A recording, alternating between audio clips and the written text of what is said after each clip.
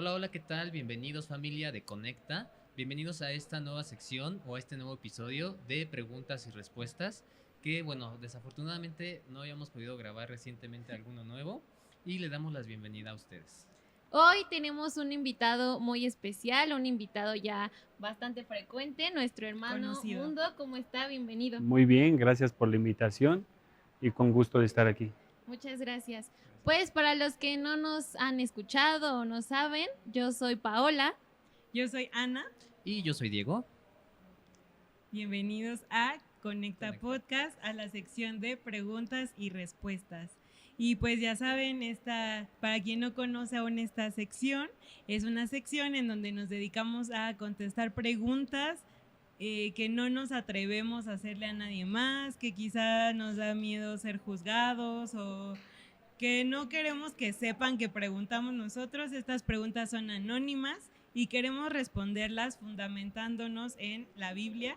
Entonces es la mejor fuente de todas las respuestas que buscamos y de todas las preguntas que podemos hacer. Y pues vamos a comenzar. Tenemos 3 preguntas el día de hoy, bastante fuertes, pero creo que todos nos hemos preguntado algo muy similar en alguna parte de nuestra vida. Arrancamos, Pau, con la primera. Sí, vamos a empezar con la primera pregunta, que más que pregunta parece una especie de carta, pero nos da mucho gusto que se explayen de esa forma en sus preguntas y nos hagan saber sus dudas de esta forma. Voy a leérselas. Muy buenos días, hermanos. Me encontraba leyendo la Biblia y me surgió una duda. En el libro de Primera de Corintios, capítulo 5, Pablo cuenta la historia sobre un joven que se encontraba en pecado con su madrastra. Mi pregunta es la siguiente: ¿por qué Pablo incita a la iglesia a echarlo fuera de la congregación y entregarlo a Satanás, cuando en la iglesia nos han enseñado que aún cometiendo pecado, vayamos a la iglesia, ya que como pecadores somos los que más necesitamos de Dios y la iglesia? Gracias, que Dios los bendiga. Pues aquí hay una mala información porque Charles Spurgeon dijo en una ocasión, un texto fuera de su contexto me sirve más para un pretexto. En ningún momento Pablo incita a la iglesia. Tenemos que dejar claro que como naturaleza somos seres pecadores, pero somos seres redimidos por lo que hizo Jesucristo en la cruz. Sí.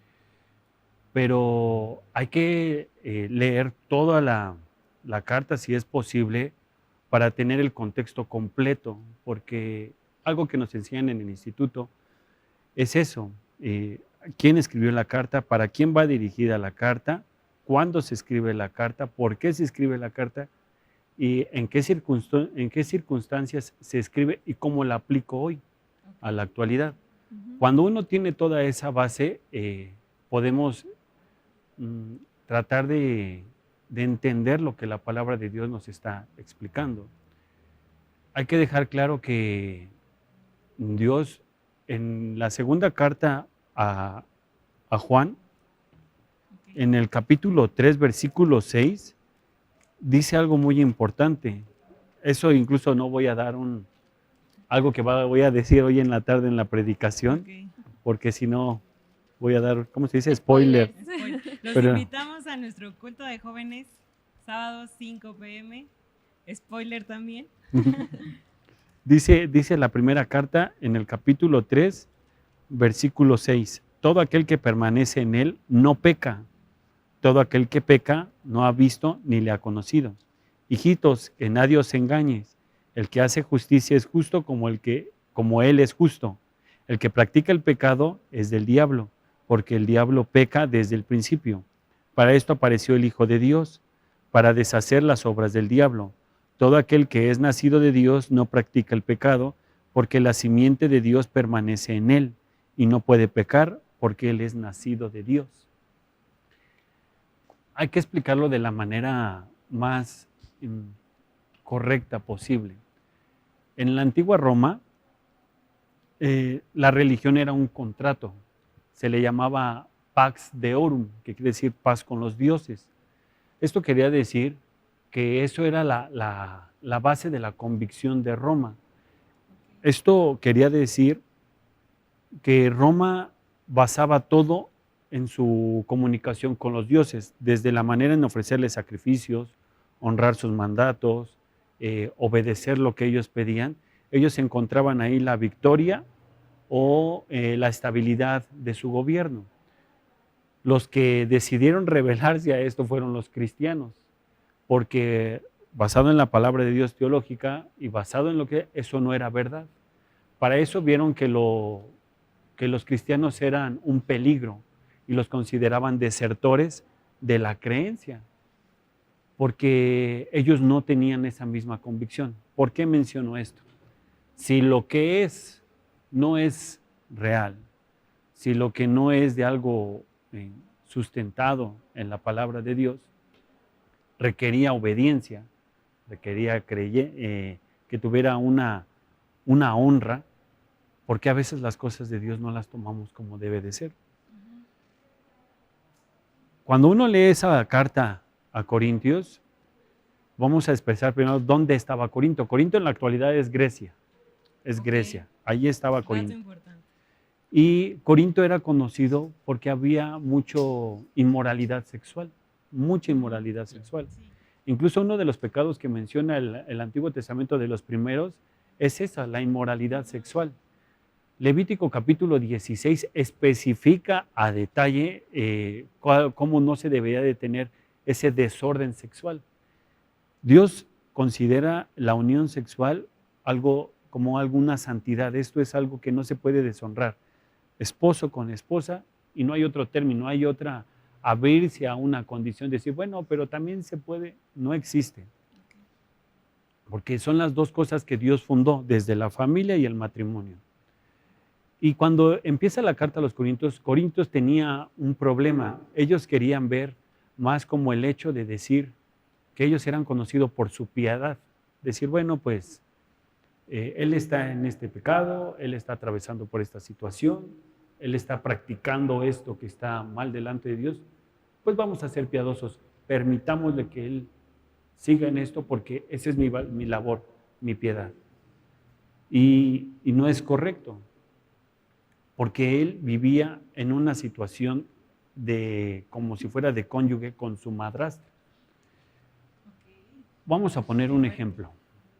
Tú acudes a un médico. ¿Y qué esperas que haga el médico? Pues que te sane, ¿no? Vas por una situación delicada. Por ejemplo, ¿sabes qué? Tengo una crisis de ansiedad. No vamos a irnos a una situación cancerígena y que... No, vamos a una crisis de asma. ¿Qué provoca el asma? Que no puedas respirar. ¿Qué esperarías que te hiciera el doctor? Que te dijera, voy a ser piadoso de ti. Esto lo provocaste por esta situación. Sigue así. No, pues que me ayude, ¿no? En ese momento. A poder respirar, ¿no? A poder, vamos a hacer, esto ocurrió por esta situación, tienes que tomar, existen varios inhaladores, bromuro de hipatropio con salbutamol, existen muchos para poder atacar esta situación y que tú puedas tener esa libertad para volver a respirar. Cuando los corintios no estaban tratando el tema, Pablo no incita a la iglesia, Pablo exhorta a la iglesia a tomar medidas sobre esta situación. Vámonos paso por paso para poder aclararlo lo mejor posible. Sí, entonces, Pablo está diciendo, esto es una inmoralidad sexual. Para empezar, cada pecado tiene su nombre. Esta es una inmoralidad sexual. Cuando Pablo ve esta situación, les dice por qué lo permiten. Ellos eran muy orgullosos.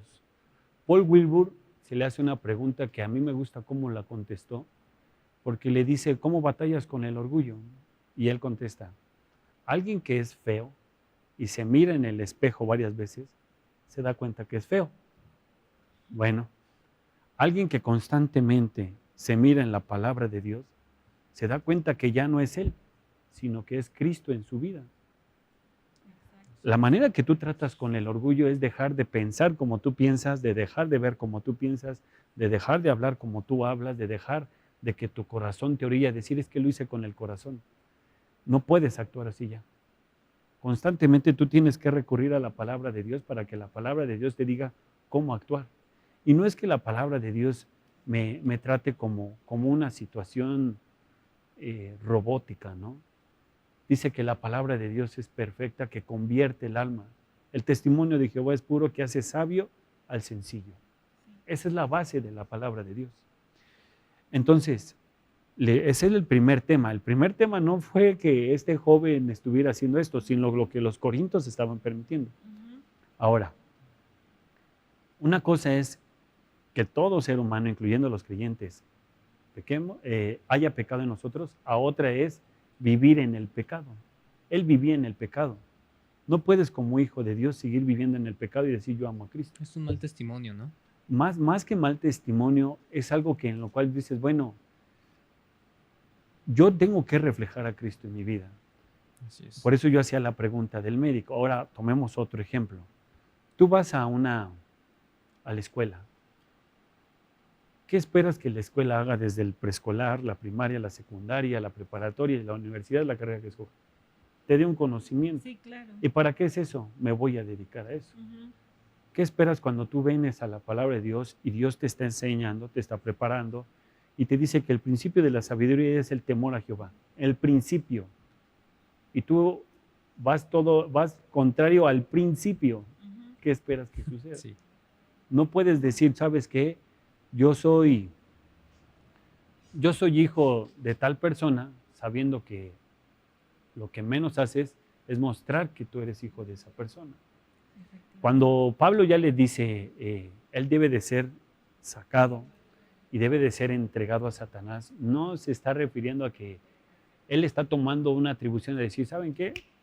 Castíganlo y va para afuera, ¿no? Hay que ver el griego y hay que meternos a estudiar el origen de la palabra y qué a qué se refiere. ¿La iglesia a quién pertenece? La iglesia es la esposa ¿de quién? De Cristo, de Cristo. ¿El mundo a quién pertenece? ¿A de quién es dominado, podríamos decir? Por Satanás. Él dice, échenlo fuera, entréguenlo a Satanás. Y se está refiriendo a la carne. A la carne tiene que estar. Ahora no se está refiriendo a que su cuerpo sea entregado como en un sacrificio a Satanás, sino que está diciendo que las cosas del pecado, las cosas que están haciéndose mal, tienen que ser entregadas a Satanás, a quien pertenece.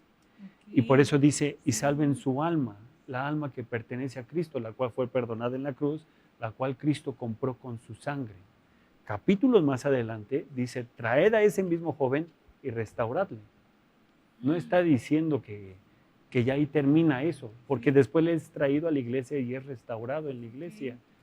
Muchas veces nos tomamos atribuciones que no nos corresponden al juzgar, decir y acabar con una persona. Porque somos orgullosos. Pensamos, yo por ejemplo, yo tengo un servicio en la iglesia y hay alguien arriba puesto como liderazgo arriba de mí. No, él no es mi líder, yo voy directo con el pastor, él es esto. ¿Se imaginan que como gobierno el tránsito no existiera, el policía de seguridad ciudadana no existiera, que la Secretaría de Hacienda no existiera, que la Secretaría de Educación no existiera, que el secretario de Salud no existiera, y dijéramos, ninguno de ustedes son mis líderes, yo me voy con el presidenta, Claudia, ¿no? No, tengo que tomar lo primero que está ahí, porque por algo Dios lo puso.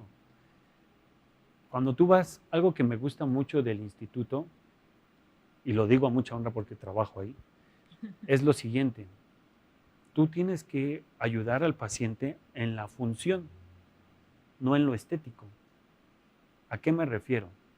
Si yo voy porque yo veo borroso, pero pido, oye, ataca la función, bueno, ayúdame en la función para yo poder ver bien. Y tú dices, pero ¿sabes qué? No ataques eso, mejor ponme el ojo azul. Como grande. No es. Quiero verme mejor. Yo no veo, pero que se me dan unos ya parezco gato, ¿no? De un lado a uno. No. Yo creo que lo importante aquí es esto.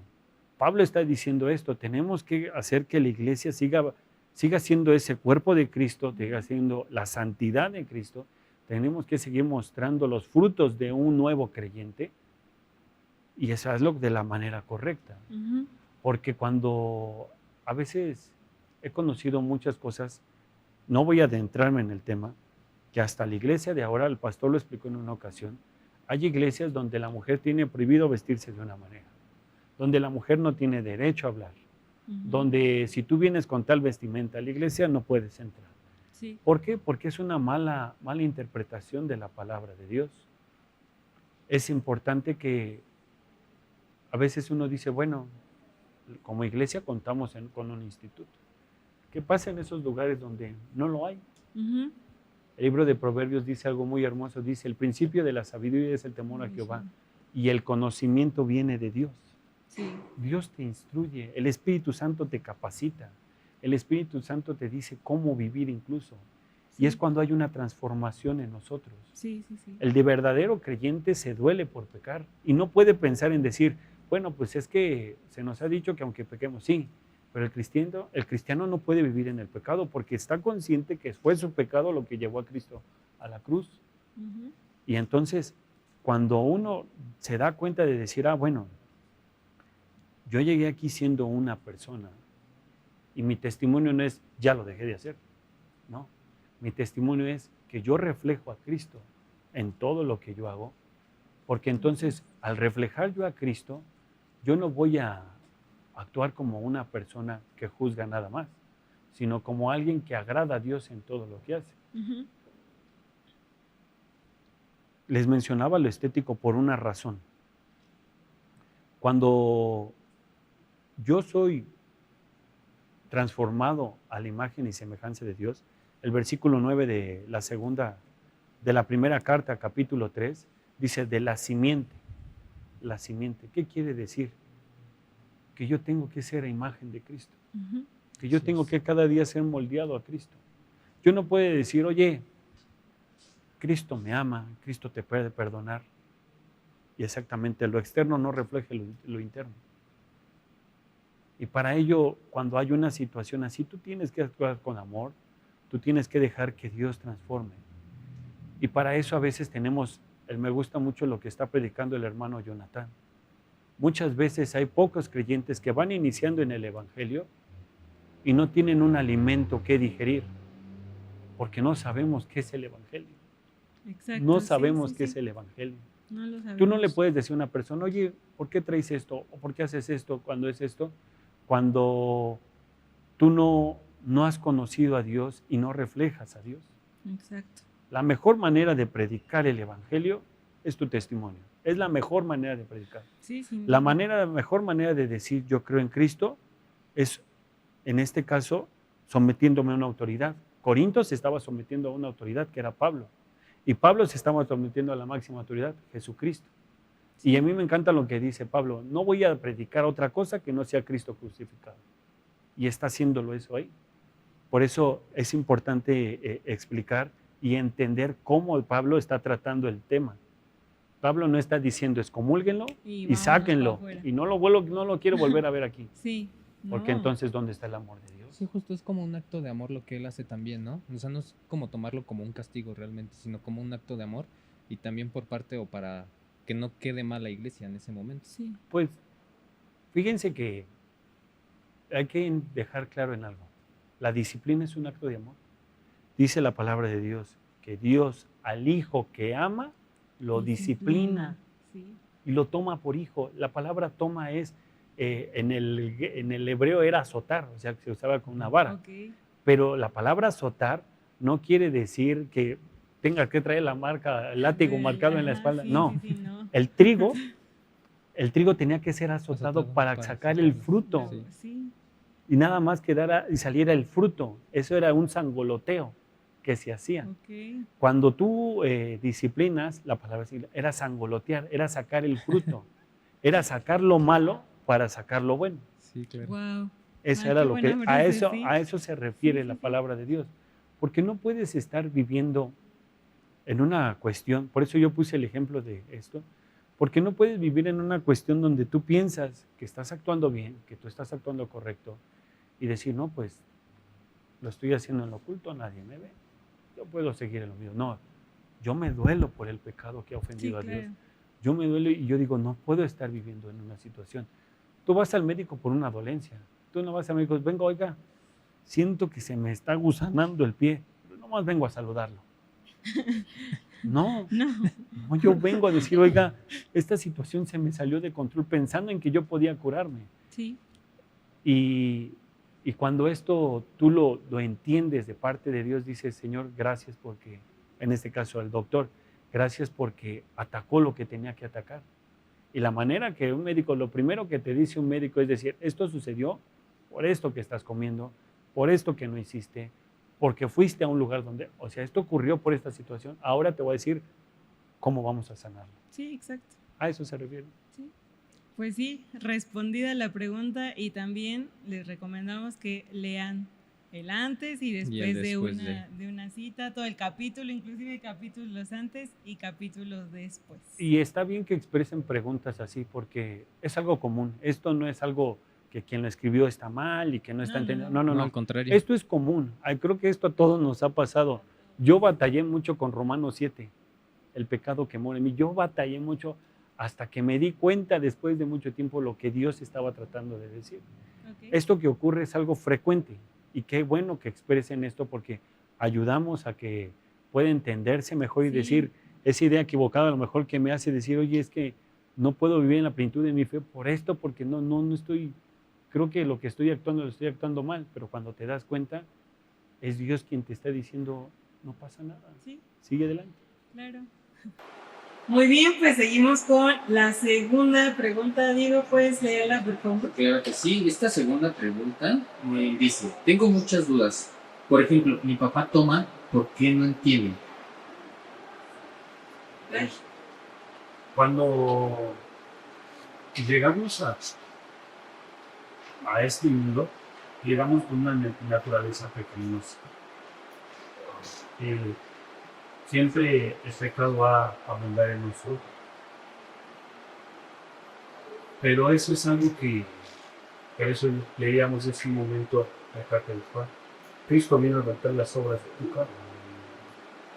¿Cómo se rompe esto? Una de las historias que me agrada mucho es la que viene en el libro de Números, capítulo 21, cuando son mordidos por serpientes. Y el pueblo le dice a Moisés, ora para que ya no muera más niños, ya no seamos atacados por ellos. Y Dios le pide a Moisés que haga una serpiente de bronce. Esto es una figura de Cristo, porque cuando dice, y todo aquel que mirare a la serpiente, aunque sea mordido, se muere. La serpiente es una figura del pecado. Jesús fue levantado en la cruz. Al ser levantado en la cruz, todo aquel que mirara a Cristo o siguiera a Cristo iba a ser santo, iba a ser restaurado. Muchas veces vemos esta situación como lo que vivieron el pueblo de Israel en muchas experiencias. Vivieron experiencias donde se encontraron incluso con gigantes. Y estos gigantes causaban un temor en ellos. David peleó contra el pueblo de Israel peleó contra el gigante. Cuando ya David ya era rey, y también volvieron a enfrentar a gigantes. Una cosa que tenía claro el pueblo de Israel era esto, que mientras ellos miraran a Dios y siguieran a Dios, ellos no pueden ver un gigante hasta un cierto límite, ¿no? Cuando tú miras lo grande, no hay una dimensión de lo grande que es. Cuando tú dejas que Dios obre en tu vida, cuando tú dejas que Dios haga lo que tenga que hacer, cuando tú persistes en la oración, Dios va a pelear contra ese gigante. Para eso va a haber situaciones que a lo mejor te van a causar desánimo. No sé quién escribió esta pregunta. Yo creo que muchos pasamos por una situación donde nuestra familia no conversa. Y batalló con una situación similar. Pero Cristo siempre da la victoria. Cristo es quien va siempre delante tuyo. Cristo es quien nunca te soltará. Y hace mucho tiempo, aquí, cuando estábamos al frente de la Escuela Bíblica de Vocación, hubo un año en el que se inició el taller de la oración. Y algo que teníamos que impactar al niño, no solamente era el decir al niño, dinos tu necesidad y vamos a orar. ¿No? El niño o el creyente tiene que saber en específico qué quiere decir la oración. ¿Qué significa la oración? La oración es algo importante.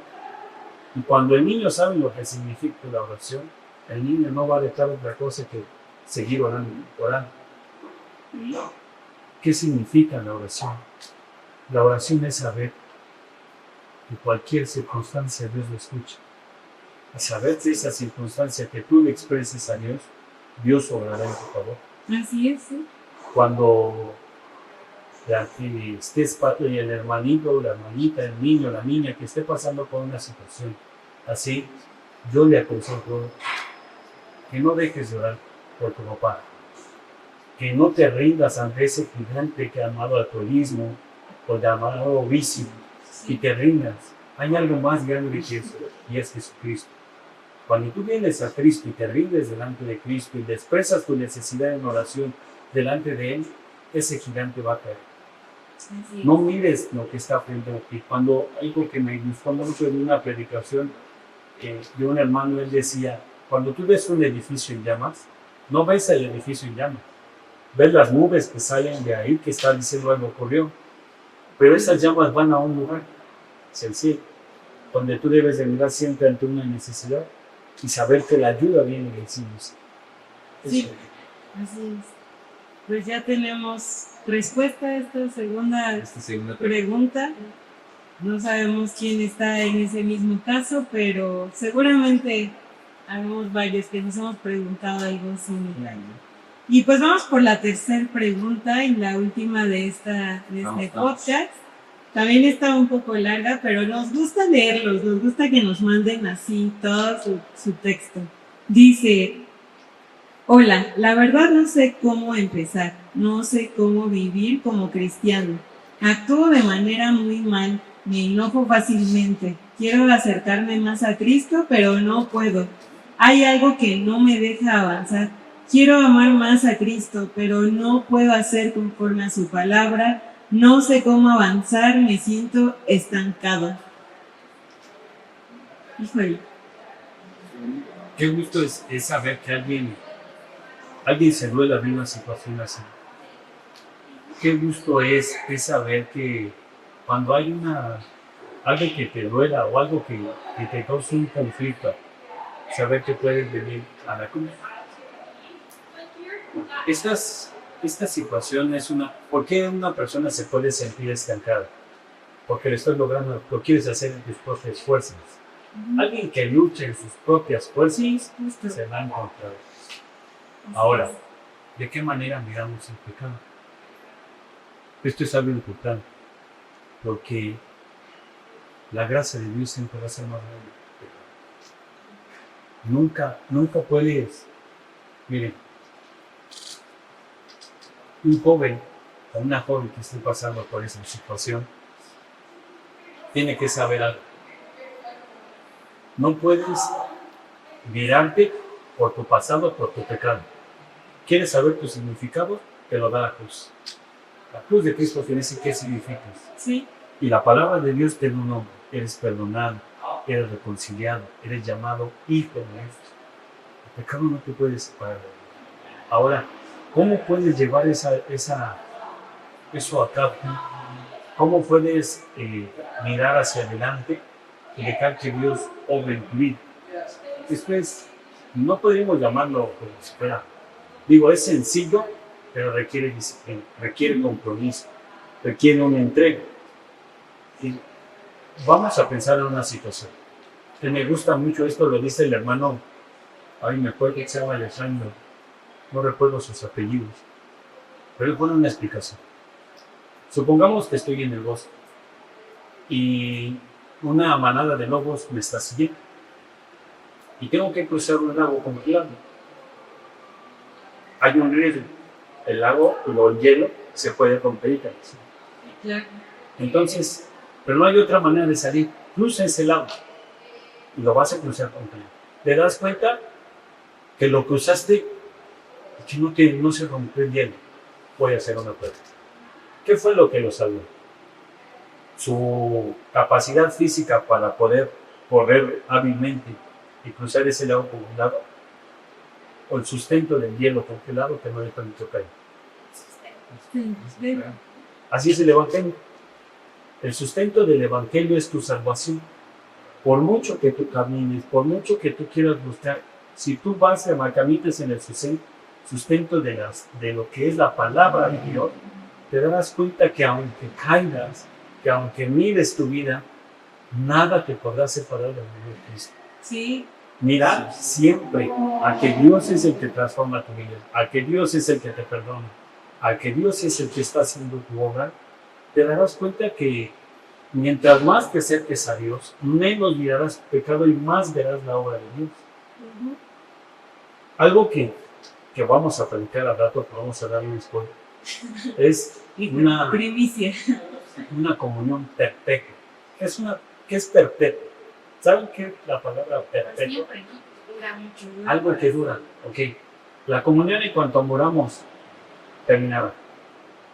No, nos espera una vida Al eterna. contrario, ¿no? Es como que ya. Es decir, terminó, digamos, terminó lo temporal, viene lo eterno. Ay, Viene lo eterno. ¿No? Es lo mismo. Te darás cuenta que esa comunión con Dios te llevó a ya no ver tu fracaso, sino a ver tu victoria en Cristo. Te llevó a mirarte no como esos pensamientos te hacen ver y decir, tú no puedes, tú no vas a salir de eso, ¿no? Te darás cuenta que quien peleó tu batalla, quien logró la victoria, fue esa cruz. Y quien murió por ti fue el que te limpió, fue el que te limpió, te lavó, curó tus heridas, y que entonces te darás cuenta que nada pues puede separar de Dios. Nada. Hay un video que a mí me gusta mucho. Supongo que es un país africano, no dice qué país es, pero son gente de la marina, porque llevan su vestimenta de la marina blanca. Y entonces hay un sol sofocante. Y una de las personas que van hasta adelante en medio empieza a sentir el mareo como cuando es un golpe de calor. Y las personas a su alrededor luego se empiezan a percatar de eso. Y entonces el que está hasta adelante se mueve un paso a la derecha y te das cuenta que toda la línea se repone a la derecha. Y entonces el que está a la izquierda se da un paso a la izquierda y toda la línea se mueve a la izquierda. Y los que van atrás de él dan un paso adelante para que lo empiecen a sostener. Y dice, a mí viene el eslogan, júntate con los que no te quieran ver caer. ¿Quién no te va a querer ver caer? Cristo. Y alguien que va a buscar siempre tu bien, alguien que siempre va a hacerte un comentario de acuerdo a la palabra de Dios. Sí. Alguien que te quiera destruir, alguien que no está sustentado en la comunión con Dios, alguien que ve todo menos el Evangelio, va a hacer comentarios hirientes, va a actuar de una manera hiriente, va a ver las cosas de una manera en que dices, es que estás mal, es que tú no debes de estar haciendo las cosas así. Me da tristeza que hagas cosas que reflejen menos a Dios. Eso a mí no me hace santo, eso a mí no me hace mejor que esa persona. Gloria a Dios cuando esa persona que escribió tiene el redarguido del Espíritu y decir, me siento estancado, y él mismo se da cuenta de su condición. Gloria a Dios, porque muchas veces no nos damos cuenta de nuestra condición y creemos que estamos bien. Él está viendo, y quien te hace ver eso es la palabra de Dios, porque quien te convence y quien te hace ver que estás en pecado, el Espíritu Santo. Entonces Él es el que está haciendo la obra en cada uno de nosotros. Cuando una persona se da cuenta que Cristo es el que perdona, que Cristo es el que salva, que Cristo es el que restaura, se ha dado cuenta de la cosa principal de la obra. Porque ¿quién es el que hace la obra? Cristo. No dejes que te agobie dolor. Hay una canción de René González. Dice, después de la caída, ¿quién sabe? Las profundas heridas que quedan. ¿Será el que te condena o el que te está acusando? Ninguno de los dos. Después de la caída, ¿quién queda? Si los que compartieron tus ideas, los que comparten tus ideas, o los de mil maneras te vienen a acusar. Muy bueno. Después de la caída te das cuenta que son pocos los que muestran lo que un día recibieron, la virtud de perdón. Sí, sí. Cristo es el que hace la obra. Y ese joven o jovencita que escribió esto, que mire a la cruz, que mire a Dios, que mire que la obra de Dios es ignorable totalmente, que su pecado, su pasado, su historia, no es quien le da su nombre. Vuelvo a decirlo y lo reitero, quien te da tu nombre es la cruz. Sí. Muy perdón.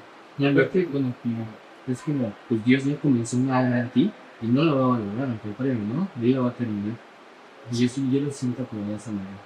Sí. Y también sería bueno aconsejar, porque sí le va a hacer como mucha desesperación, ¿no? Hasta cierto punto. Acercarse a la iglesia, ¿no? O sea, no sé si es un adulto, si es un niño, joven, pero participar de las cosas de la iglesia te acercan a Dios y te ayudan. No solo es leer y leer en tu casa, ¿no? Sino venir a aprender o acudir a alguna iglesia a que te enseñen, a participar. Hay muchísimo trabajo, yo creo que cuando llegas a una iglesia, y eso también te saca como de ese estancamiento, porque yo creo que todos que llevamos a lo mejor ya un camino en el cristianismo hemos pasado por algo similar. Lo principal, el sustento, los pilares de un creyente son dos cosas: la oración y la lectura de la palabra de Dios. Lo demás, el actuar, el servir, el acudir a una iglesia, son cosas que son los frutos del Espíritu Santo. El tener una comunidad con creyentes que tienen ese mismo deseo y esa misma hambre, es eso. Y darse cuenta que en la vida del creyente, en toda la vida del creyente va a haber tropiezos. No hay una vida del creyente despintada de que yo oré y que no más la vida del cristiano se basó en pura bendición. Si habláramos de bendiciones y yo tuviera que vivir en la pobreza, yo tuviera que vivir en una situación complicada y el Señor bendíceme, Dios ya me bendí. ¿De qué manera? Ya tengo esto. No necesitas otra cosa. Te tengo. Pero de esto se refiere cuando dejamos que Dios, mientras tú más busques, lo voy a explicar, esto es un mapa. ¿Quieres encontrar el camino? Nos dice hoy el Evangelio de Juan, el único camino hacia Dios se llama Jesús. Yo creo que sería como, bueno, es una buena recomendación, que por lo menos, aunque muchas veces no tenemos unas ganas de poder, o de tener de leer, que lea un versículo, o con la oración, como dices, que es de las cosas más importantes. Yo creo que igual ponernos en oración, y yo creo que a todos nos ha pasado, que muchas veces ni tenemos ganas de hacer nada, ni de orar y decir, no tengo ganas, pero cuando ya terminamos de hacer nuestra oración, nos sentimos reconfortados, nos sentimos otras personas. Entonces yo creo que sería como un buen consejo que, aunque sea o en cualquier momento, orar o leer un versículo en ese momento y nos hace un cambio radical. Más bien es un hábito. Sí. Un hábito. Tú tienes que hacer de eso un hábito. Hacer un hábito es en esto. Yo voy a empezar un hábito y esto es porque muchas veces no tiene que haber un desorden, pero no hay un orden. Yo puedo decir, no, pues mi cuarto está lindo, pero yo empiezo, en vez de empezar por tender mi cama, empiezo por acomodar mi ropa. Y después de que acomodé mi ropa, ya quiero tenerla bien chino, me doy cuenta que ahí había otra tallera. Bueno, ahí voy. Bueno, no quiere decir que esté mal, necesitas nada más ordenar. Sí, bueno, sí. Empieza con la oración. No puedes empezar tu día. Sí. O sea, creo que hay muchas maneras de buscar, como para decir, ahí está el devocional, voy a empezar por eso. O sea, y es muy bueno. Yo empecé a orar, yo hice un hábito de oración. Y yo dije, bueno, de madrugada yo te busqué, pues sí, que un hábito empiece cuando yo ya puedo haber descansado, ¿no? Y yo empecé a orar a las 4. Yo no empecé a las 4 y decir, me levanté y dije, Señor, a todo lo que da, ahí te voy. No, yo empecé a orar, yo me empecé literalmente a arrastrarme en la cama. Estaba acostado, me paré y primero hacia abajo, después bajé un pie, después bajé otro y tengo un poquito para encarnar. Entonces ya fue el cojín, pues y dije, cámara lenta, y un momento, llegué. 2 días gasté en el ejercicio y empecé a orar. Y fue como empecé. Después de eso me di cuenta que cuando yo oraba con la Biblia abierta y empezaba a orar y estaba ahí. Muchas veces lo hago en mi recámara, mi esposa duerme y yo ya estoy leyendo, basado en lo que dice el Salmo, yo estoy basado en oraciones y me daba cuenta que lo que empezó 5 minutos se convirtió en 1 hora. Sí. Y yo después decía, ya se me hizo tan rápido, vamos. Pero me daba cuenta lo que acabo de decir, es verdad. Tu vida tiene algo distinto. Empiezas, bien, hay tantos testimonios que dicen, yo tenía este problema. No sé de dónde venía la paz. Venía de... Porque aunque yo no vea a Dios, está obrando. El consejo que acaba de ser Diego es muy, muy correcto, muy exacto. Empieza por lo sencillo, la oración. No dejes que lo que Dios ya te ha escrito a ti, lo que tú eres para Él, tu cabeza te diga, no, esto es lo que yo soy para Dios, con esto. Después, ahora vamos por 1 hora de Leo. Empieza a leer los salmos. Tiene 150 capítulos. Tienes para 150 días. Bueno, yo tengo este hábito. Yo todos los meses, por ejemplo, todos los días 1 es Proverbios 1. Los meses tienen de 30 a 31 días, con excepción de febrero, que tiene 28, máximo 20. Pero entonces es todos los días 1, es Proverbios 1. Todos los días 2, Proverbios, más mi lectura. ¿Quieres leer? Bueno, pues como los salmos. Cuando no son los salmos y ya acabé salmos, me paso a primera vez más. No es más. Ahora, hay aplicaciones donde te dicen la lectura en 1 año. Sí. Y puedes leer, y hay muchas maneras de leer la Biblia. Desde hacerlo cronológicamente, desde leerla por libros poéticos, libros históricos, los evangelios. Te dice cómo leerla. Hay muchas maneras. Y cuando me ha pasado, y porque Señor, quiero más, tomo un libro de la Biblia, y empiezo. No estoy diciendo que la Biblia la leo muy bien. Pero muchas veces que me ocurre que no paso de un versículo. Que Dios está bien. No puedo más, digo, es que muy bien. Empiezo a estudiar cómo me enseñó eso. Me voy a la base histórica, a la base primaria, a la revelación. Entiende entonces lo que está, si es el antiguo de hebreo, si no es el griego. Y entonces empiezo a ver qué quiere decir esta palabra. Y cuando ves el significado de esa palabra, es muy extraño.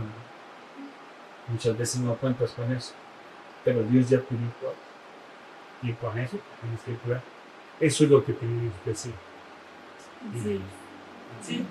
Pues esta última pregunta creo que nos deja consejo incluso a quien no tenía esa pregunta, a lo mejor quería empezar a estudiar la Biblia, muchos consejos más. Y entonces, pues, qué buenas preguntas y gracias a Dios por estas respuestas. Pues les damos muchas gracias por acompañarnos en este episodio de preguntas y respuestas. Gracias al hermano Mundo por estar aquí con nosotros y resolvernos todas estas dudas. Recuerden que tenemos nuestro buzón en la parte de atrás de la iglesia para que sigan dejando las preguntas que ustedes quieran. Recuerden que no hay límite de edad, es para quien quiera, y también tenemos otra modalidad que puede ser mediante nuestras redes sociales en los mensajes directos. Recuerden que es anónimo por ambas partes o ambos lados, no se preocupen por eso. Y también, bueno, les recuerdo lo que es la palabra en acción, que próximamente también ya lo estaremos retomando. Y en esta sección podemos hablar de la palabra literal para que la podamos llevar a nuestro día a día. También tenemos nuestros devocionales los días lunes en YouTube y Spotify. Y pues esto ha sido todo. Muchas gracias, hermano Mundo. Gracias, chicos. Otra vez tuvimos esta sección. Síganos en nuestras redes sociales. Tenemos muchas. Las vamos a dejar en la descripción aquí abajo. Y pues suscríbanse, síganos, compartan, denle like. Y no olviden conectarse. Conéctate. Bye.